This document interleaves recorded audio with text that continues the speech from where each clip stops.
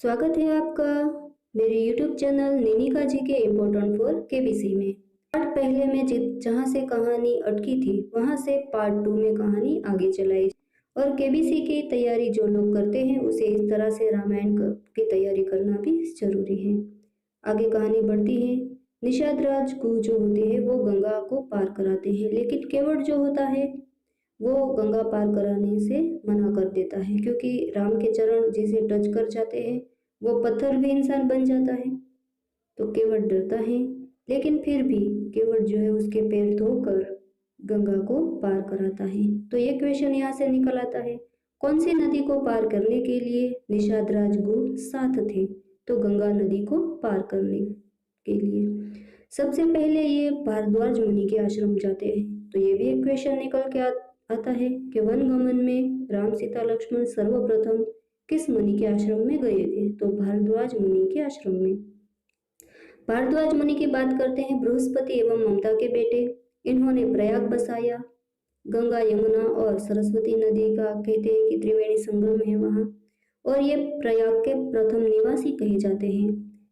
कहा जाता है कि इंद्र से आयुर्वेद का ज्ञान इन्होंने भारद्वाज मुनि ने प्राप्त किया था। कहानी आगे बढ़ती है। प्रयाग गंगा यमुना के संगम पर आश्रम है उसका, भारद्वाज मुनि का। उसने बांस का बेड़ा बनाकर वहां से यमुना पार करने के लिए कहा। तो इस तरह से भारद्वाज मुनि ने यमुना पार करके चित्रकूट पर्वत कर जाने की राम को आज्ञा दी। यहाँ देख सकते हैं आम को निषाद राज जो है यहाँ से आगे नहीं आने देते राम, और यमुना के तट पर से ही निषाद राज वापस आ जाते हैं। यहाँ ये जो दो भाई हैं अपने ननिहाल हैं, नाना अश्वपति और मामा युद्धाजित के वहाँ। यहाँ राजा की तबीयत बिगड़ती है दशरथ की। उसे एक बार याद आता है कि उसकी युवा अवस्था में गलती से उसने एक बार एक इंसान को तीर मार दिया था, और वह था श्रवण। उसके माता पिता थे चंद्रकला और उद्वान का बेटा। और उस वक्त श्रवण के माता पिता ने उसे श्राप दिया था कि तुम्हारा जब देहांत होगा तुम्हारा एक भी बेटा तुम्हारे पास नहीं होगा। इस तरह से याद करते हुए, कल्पात करते हुए कौशल्या के कक्ष में उन्होंने प्राण त्याग कर दिए। तो यह भी एक क्वेश्चन निकल कर आता है कि सुमित्रा के कक्ष में, खुद के कक्ष में, सभा भवन में, या फिर कहाँ? तो कौशल्या के कक्ष में राजा दशरथ ने अपने प्राण त्याग कर दिए। अब उसका देह जो है वो जब तक भरत और शत्रुघ्न न आ जाए तब तक तेल में रखा जाता है, औषधियों में। श्रीधर जो है वो जाते हैं ननिहाल और वहाँ वापस आने की बात करते हैं। तो ये भी एक क्वेश्चन निकल कर आ गया, कौन गए थे? श्रीधर। यहाँ कौशल्या तैयार है स्वागत के लिए, लेकिन पता चलता है कि पिताजी का तो देहांत हुआ है। और फिर आगे भरत जो है वो अपने पिता का अग्नि संस्कार करते हैं, और उसके बाद की जो भी विधियां हैं वो भी सब भरत ही पूरी करते हैं। पिंडदान भी भरत ही देते हैं। भरत जो है वो खुद राजा बनने से इनकार करते हैं और राम को वापस लाने के लिए वन में जाते हैं। उसके साथ कई लोग अयोध्या के वहां जाते हैं। निषाद राजगुरु को जब पता चलता है तो पहले तो उसे ऐसा आभास होता है कि वो भरत जो है वो राम को खत्म करने के लिए जा रहे हैं, लेकिन जब उसके सच बात का, इरादे का पता चलता है तो वो उसे नमस्कार करते हैं। इस तरफ लक्ष्मण की बात करें तो लक्ष्मण का भी यही हाल है। ये दोनों भी पहले भारद्वाज मुनि के आगे जाते हैं, और आगे बढ़ते हुए लक्ष्मण की मैंने कहा बात, उसको भी ऐसा ही लगता है कि भरत उसे खत्म करने के लिए आया है। वो पहले बहुत गुस्साए हैं, बौखला जाते हैं, लेकिन बाद में भरत का भी इरादे का पता चलता है उसे, तो वे भी शांत हो जाते हैं। राम को भी कहते हैं कि भरत हमें खत्म करने के लिए आया है, लड़ाई के लिए तैयार रहना चाहिए। तो इस तरह से भाई में थोड़ा सा ऐसा होता है, लेकिन भरत के इरादे का पता चलता है, और यही चित्रकूट में राम को पता चलता है कि उसके पिता का देहांत हुआ है। तो ये भी एक क्वेश्चन निकल के आ जाता है यहाँ कि राम को कहाँ पता चलता है? चित्रकूट में। सब माताएं भी साथ आई है, और यहाँ राम अपने पिता का जो विधि है वो समाप्त करते हैं। मरणोत्तर विधि। एक तरफ भरत राम को अयोध्या वापस ले जाने के लिए उतावले हैं और उस तरफ राम जो है वो पिता की आज्ञा पालने के लिए उतावले हैं। ऐसी स्थिति में सीता जी के पिता वहां आते हैं और सब साथ मिलकर इस बात का हल निकालने की कोशिश करते हैं। राम जब वापस नहीं आते तब भरत उसकी चरण पादुका ले आते हैं। तो यहाँ भी एक क्वेश्चन निकल के आ गया कि चरण पादुका कहाँ से लाई गई थी, तो याद रहे चित्रकूट से। और यही चरण पादुका जो है उसको आसन पर रखकर नंदीग्राम में भरत गौमूत्र वाचक व्रत रखते हैं और नंदीग्राम में ही रहते हैं और वहीं से राज्य का पूरा शासन संभालते हैं। अब राम गहरे दंडकारण्य वन में चले जाते हैं। अत्रि जो ब्रह्मा के नेत्रों से उत्पन्न हुए हैं, कदर्म पुत्री अनसुया के आश्रम में है। कहते हैं कि पुराणों में 16 सतियों की बात है, लेकिन कहीं कहा जाता है कि सती स्त्रियां 5 हैं। यहाँ मैं आपको अत्रि पत्नी अनसुया की बात करती हूँ। वो अपने पतिव्रता धर्म के लिए प्रख्यात थी। एक बार लक्ष्मी, पार्वती और सरस्वती ने उसकी परीक्षा लेने की सोची। उसने ब्रह्मा, विष्णु और शिव को भेजा। तीनों उसके पास गए और भिक्षा मांगी, लेकिन शर्त रखी कि नग्न अवस्था में ही वे भिक्षा लेंगे। अनसुया ने इन तीनों को छोटे बच्चे बना दिया और भिक्षा दी। अब तीनों जब वापस नहीं आए तो लक्ष्मी, पार्वती और सरस्वती बहुत डर गई। वे अनसुया के पास गई तो तीनों बच्चों के स्वरूप में वहां खेल रहे थे और वापस लेने के लिए अनसुया ने कहा कि तीनों उसके बच्चे बनेंगे। उसके बाद अत्रि एवं अनसुया ने वृक्ष पर्वत पर कठिन तपश्चर्या की। ब्रह्मा चंद्रमा के रूप में, विष्णु दत्तात्रेय के रूप में और शिव दुर्वासा के रूप में अनसुया को बच्चों के रूप में प्राप्त हुए। तो ये जो है वो तीनों अनसुया के बेटे हैं। ये उसकी कहानी है। और फिर आप सब जानते हैं कि अनसुया जो है वो पतिव्रता धर्म के लिए प्रख्यात है। तो यहाँ भी एक क्वेश्चन निकल के आते हैं कि चित्रकूट छोड़ने के बाद वे कहाँ गए थे, अत्रि और अनसुया के पास। यहाँ अनसुया उसे वस्त्र एवं गहने देती हैं सीता जी को और ये गहने सीता जी पहन लेती हैं। उसके बाद वे शर्वंग ऋषि के आश्रम में जाते हैं वहाँ और उसके बाद 10 सालों तक कई ऋषि मुनियों को वे मिलते हैं। फिर सुतीक्षण मुनि अपने गुरु अगस्त्य के वहाँ उसे ले जाते हैं। सुतीक्षण मुनि जो है वो उसकी बात करते हैं कि अगस्त्य मुनि ने एक बार पूरा समुद्र पी लिया था, क्योंकि समुद्र के अंदर राक्षस चुप गए थे। उसके बाद पूरा समुद्र पी लिया था। तो याद रहे गंगा को जाहनु मुनि ने पिया था। अगस्त्य जो है, शिव ने अगस्त्य को तमिल भाषा सिखाई। कहते हैं कि तमिल भाषा जो है वो सबसे पुरानी है और यही अगस्त्य जो है वो गोदावरी को पृथ्वी पर लाए थे। गंगा को जाहनु ने पी लिया था, लेकिन गोदावरी नदी जो है उसे अगस्त्य लाए थे। तो ये भी क्वेश्चन निकल के आ जाता है। गोदावरी तट पर पंचमटी में रहने के लिए अगस्त्य मुनि ने ही राम को बताया था। तो ऐसा भी एक क्वेश्चन यहाँ से निकल के आता है केबीसी के लिए। वहाँ जाते वक्त रास्ते में उसे मिलते हैं जटायु और दशरथ बाल सखा थे। इस तरह से राम उसके बेटे समान हुए, लक्ष्मण भी बेटे समान हुए और सीता हुई बहू समान। उसके साथ बात करते हुए वे आगे जाते हैं और वहाँ वे अपनी कुटिया तैयार करते हैं। यहाँ शूर्णपंखा उसे एक बार देख लेती हैं। कालका के पुत्र पाताल नरेश विद्युत जिह्वा से इसने शादी की थी, लेकिन विद्युत जिह्वा को रावण ने मार दिया था। याद रहे शूर्णपंखा जो है वो विवाहित थी लेकिन विधवा। और यही शूर्णपंखा का एक नाम है कांवली, जो को बहुत कम लोगों को पता होता है। इसलिए ऐसे क्वेश्चन हमें केबीसी की तैयारी के लिए करने चाहिए। यह कहानी तो आपको पता ही है कि राम से शादी करने के लिए वो जब सीता को खा जाने की कोशिश करती है, उस वक्त लक्ष्मण जो है वो उसका नाक काट देते हैं और कठिन नाक के साथ वे सर्वप्रथम शूर्णपंखा कहाँ जाती हैं, खर और दूषण के पास, जो उसके भाई हैं। वो सेना लेकर आते हैं, लेकिन उस सेना को राम हरा देते हैं।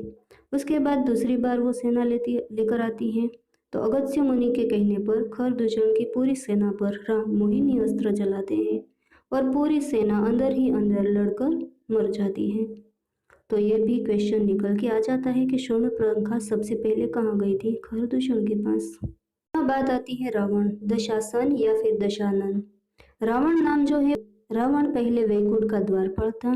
उसके माता पिता का नाम से कैकसी और विश्रवा, उसके नाना माल्यवान, ससुर और सास मैदानव व हेमा, उसके खड़ग का नाम चंद्रहास जो उसे शिव ने दिया था। उसके ध्वज में वीणा है और रावण ने एक वाद्य भी बनाया जिसे हम वायोलिन या फिर रावण हत्था भी कहते हैं। तो ये है रावण की जानकारी। दुनिया का सबसे बड़ा शिव भक्त था वो रावण।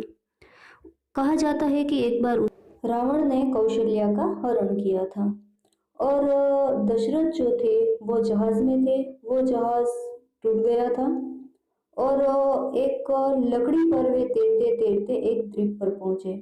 कौशल्या की बात करते हैं। कौशल्या का हरण करके उसे एक बक्से में रखकर वो बक्सा तिमिंगल नामक मछली के मुंह में रख दिया था। यह मछली जब आगे जा रही थी तो दूसरी मछली ने इसका पीछा किया। तिमिंगल मछली बक्सा एक द्वीप पर रख के और दूसरी मछली से लड़ाई के लिए आई और उसके बाद कहते हैं कि तैरते तैरते दशरथ राजा भी वहां पहुंचे। उसने देखा कि यह बक्सा खोलकर देखा तो कौशल्या थी और वहां कौशल्या और दशरथ का गांधर्व विवाह हुआ था। तो ये भी एक क्वेश्चन आ सकता है। रावण की बात करें तो ये वीणा अच्छी बजाता था, चारों वेदों का अच्छा ज्ञाता था और मैं आगे भी बता चुकी हूँ। इस तरह वो शिव का परम भक्त, दुनिया का सबसे बड़ा भक्त था। लेकिन कहते हैं कि अभिमान उसकी एक बात नहीं थी। एक बार उसने कैलाश पर्वत को भी उठा लिया था। इतना ताकतवर बलवान था वो। उस वक्त शिव जी ने अपने पैर के अंगूठे से जो पहाड़ है उसे दबा दिया था और उसके नीचे ये रावण दब गया था। उस वक्त उसने शिव तांडव स्त्रोत बनाया था और यह स्त्रोत सुनकर शिव जी इतने प्रसन्न हुए कि उसने रावण को चंद्रहास नामक खड़ग जो है वो दे दिया था। यहाँ अब खरदूषण के बाद ये जो है शूर्पणखा रावण के दरबार में आती है। यहाँ एक बात कह दूं, जो ये शूर्पणखा है उसके पति को रावण ने मार दिया था। उस वक्त शूर्पणखा ने मन ही मन उसे श्राप दिया था कि तुम्हारी दुर्गति यानी कि तुम्हारा एंड भी किसी स्त्री के कारण ही होगा। ये शूर्पणखा ने रावण को मन ही मन श्राप दिया था, इसलिए वे झूठ बोलती हैं। लेकिन यहाँ मंदोदरी रावण को बताने की बात करती हैं, कहती हैं कि ऐसा लड़ाई नहीं करनी चाहिए। लेकिन मामा मारीच की सहायता से रावण जो है वो सीता माता का हरण करता है। सबसे पहले मामा मारीच जो है वो हिरण बनते हैं। सीता उसे देखती हैं और राम को कहती है कि मुझे ये मृग चर्म चाहिए।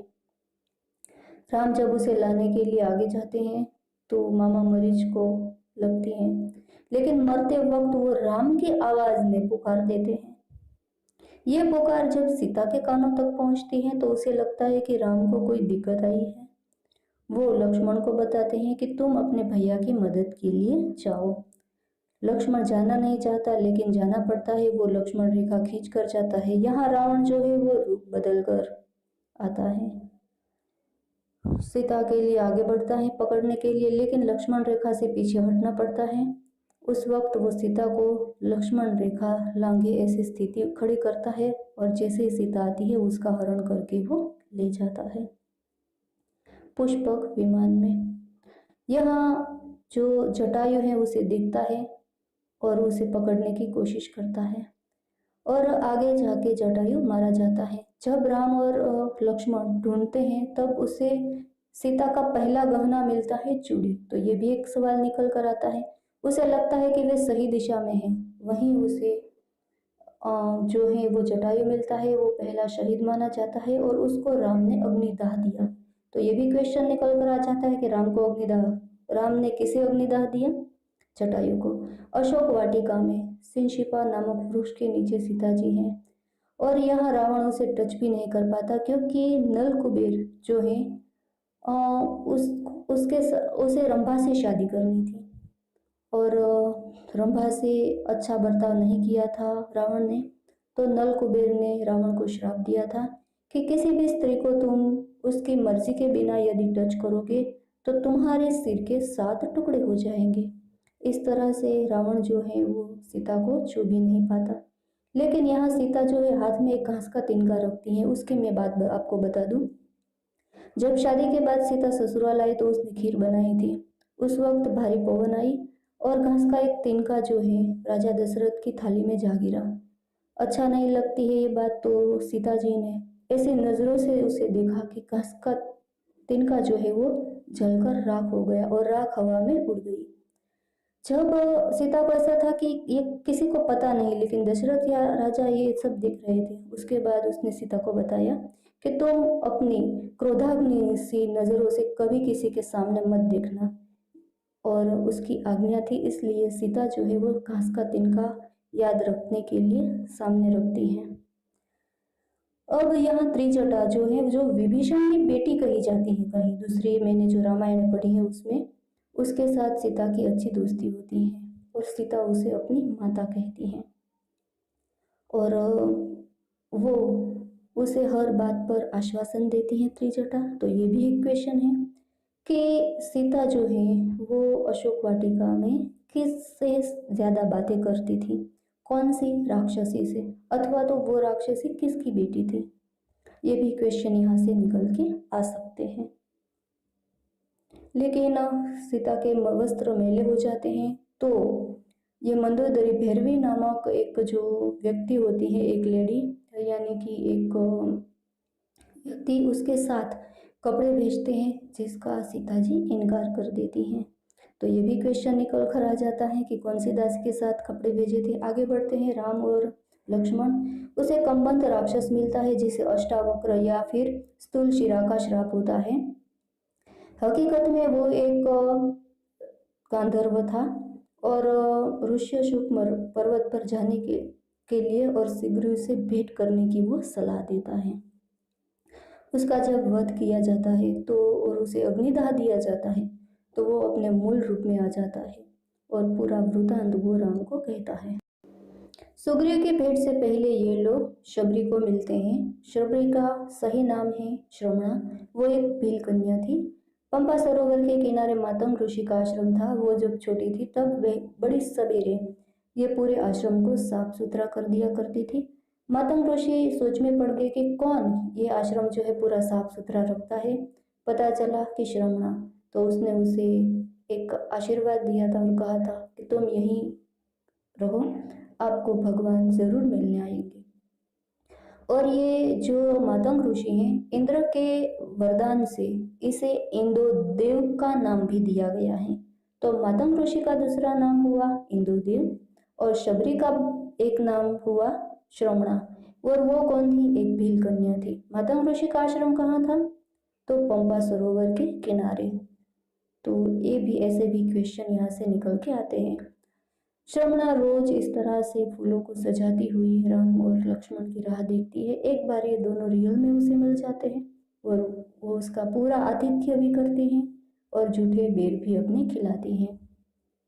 अब वे सुग्रीव तक पहुंचने का रास्ता भी बताती हैं। सुग्रीव को पता चलता है कि कोई 2 राजकुमार या सुकुमार जो है वो इस तरफ आ रहे थे, तो उसे लगता है कि उसके भाई ने गुप्तचर को भेजा है। इसलिए वे जो हैं वे हनुमान की मदद लेने का सोचते हैं। हनुमान रूप बदलकर ब्राह्मण के रूप में, याद रहे कौन से रूप में, तो ब्राह्मण के रूप में इन दोनों से मिलते हैं।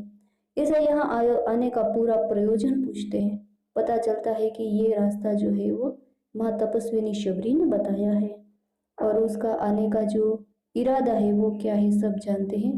तब वे अपने असली रूप की पहचान देते हैं। हनुमान जो है वो शंकर के 11वें पुत्र माने जाते हैं और इसी को सीता ने अपना पहला बेटा भी कहा है। तो ये भी क्वेश्चन आता है कि सीता का प्रथम बेटा कौन है? तो वो है हनुमान। खुद सीता ने ही इसे अपना प्रथम बेटा स्वीकार किया है। हनुमान अपना रूप बड़ा करते हैं और अपने कंधों पर, जी हाँ, अपने कंधों पर राम और लक्ष्मण को बिठाते हैं और ऋष्यशृंग पर्वत पर ले जाते हैं।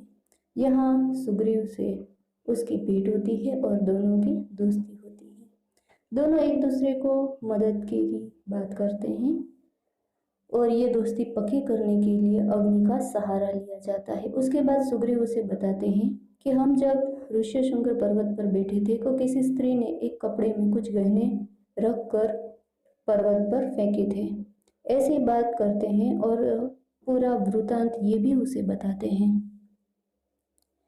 हम वहाँ हाजिर थे, हमने उस स्त्री की चीखें सुनी हैं, कोई उसे इस दिशा में ले गया है।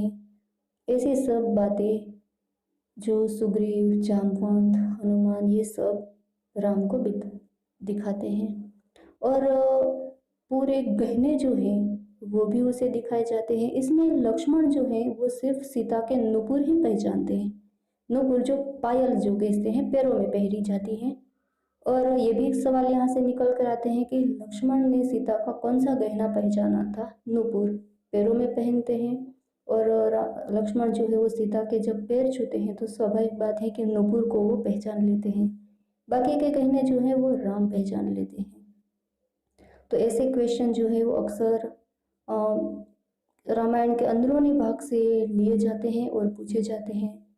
तो पूरा समय वहाँ न बिगाड़ते हुए इस तरह भी आप केबीसी की तैयारी कम समय में कर सकते हो। अब किष्किंधा नगरी की बात करते हैं। रुक्षराज के दो बेटे बाली और सुग्रीव, बाली की पत्नी तारा, बेटा अंगद, सुग्रीव की पत्नी रोमा, ऐसे भी क्वेश्चन आ सकते हैं। तो फ्रेंड्स, इस वीडियो में इतना ही। आगे भी पार्ट 3 में आगे बढ़ेंगे। तब तक के लिए बाय बाय।